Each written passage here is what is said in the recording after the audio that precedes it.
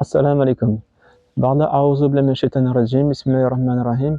ببركة mon cher Mourad Fawzi El Karkari, que la grâce sanctifie son secret.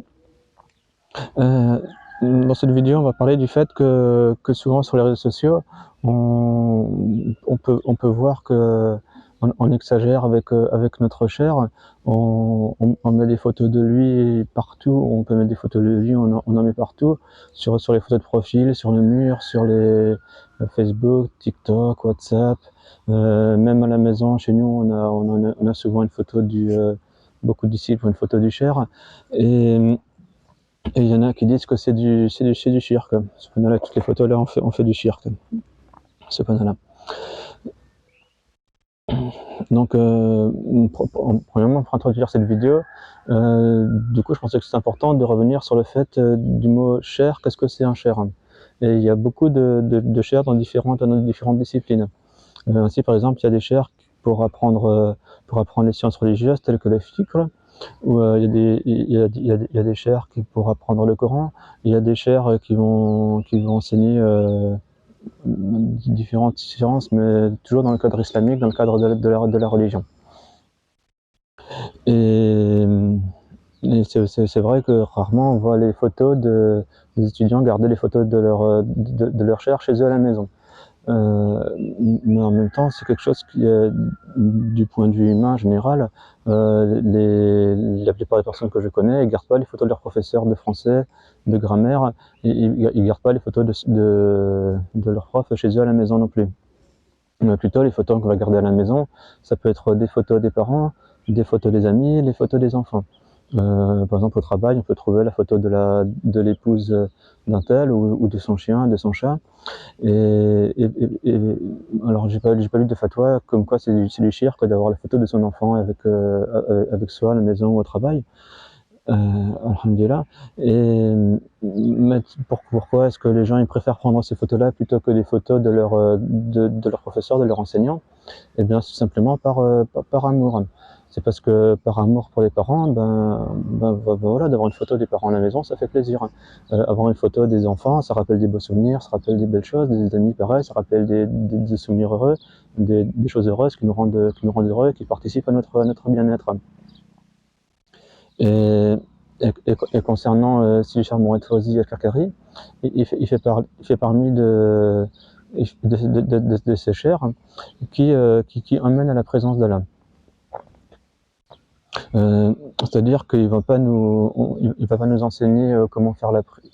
Enfin, il peut le faire, mais il va pas nous enseigner comment faire la prière, les règles de grammaire pour la lecture du Coran. Il laisse la porte ouverte. Chacun vient avec son cursus, son mode de lecture. Et ce qui fait la différence entre chacun qui vient, c'est son intention. Et celui qui vient avec l'intention de connaître Dieu, il va trouver Dieu. Alhamdulillah. Et donc voilà comment est Sidi Charles Mohamed Fawzi El Karkari. Et alors, si c'est pas interdit de mettre des photos des parents, les parents, c'est eux qui sont le plus en droit de mériter notre amour quotidien tous les jours, puisque c'est eux la porte qu'Allah il a choisie pour nous pour entrer dans ce monde, dans le monde physique. C'est par l'union entre notre père, notre mère, qu'on est rentré dans ce monde. Et le cher, il nous fait rentrer dans le monde céleste, dans le monde dans le Malakut et dans le Jabarut. Et donc ce monde se domine dans le monde de l'esprit et nous fait rencontrer. Eh bien, c'est notre père, c'est-à-dire que c'est notre père spirituel. Et donc nos parents sont nos parents biologiques et notre cher, c'est notre père spirituel parce qu'il nous fait emmener dans le royaume d'Allah d'une proximité que je ne saurais décrire, alhamdulillah. Et donc en fait c'est par amour qu'on fait qu'on partage ces photos. Et donc si maintenant pour certains quand on aime quelqu'un ils vont dire que c'est du shirk,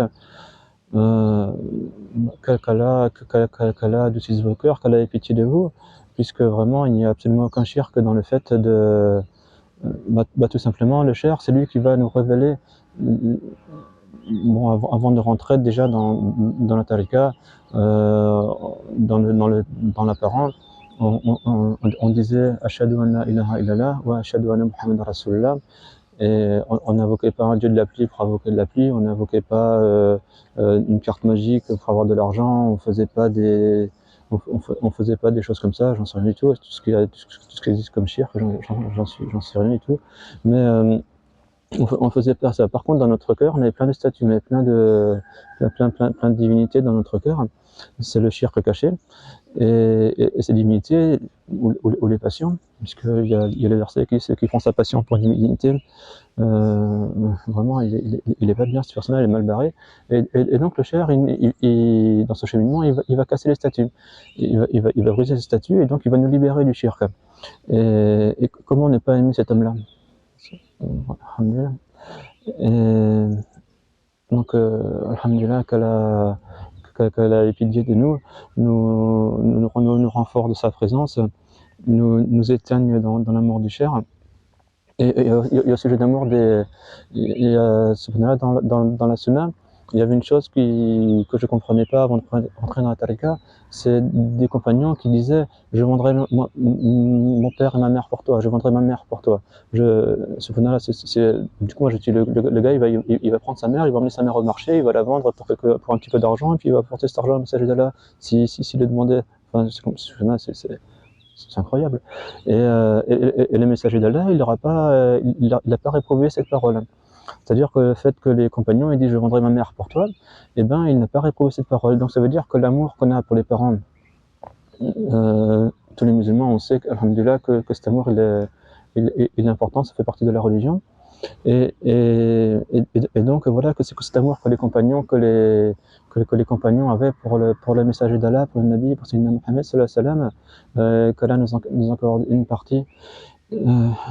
Allahumma salli ala Sayyidina Muhammad wa ala ali Sayyidina Muhammad kama sallaita ala Sayyidina Ibrahim wa ala ali Sayyidina Ibrahim wa barik ala Sayyidina Muhammad wa ala ali Sayyidina Muhammad kama barakta ala Sayyidina Ibrahim wa ala ali Sayyidina Ibrahim fil alamin innaka Hamidun Majid.